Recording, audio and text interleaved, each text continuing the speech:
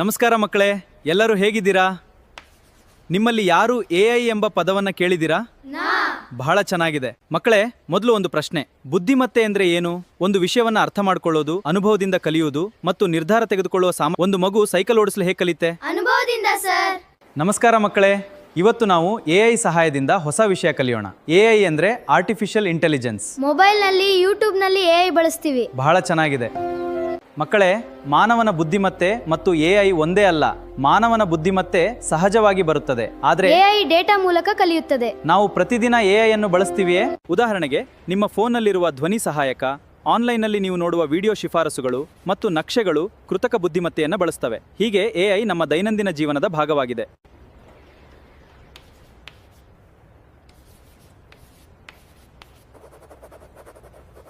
ಎಂದರೆ ಬುದ್ಧಿವಂತಿಕೆ ಕೆಲಸಗಳನ್ನು ಮಾಡುವ ಯಂತ್ರಗಳು.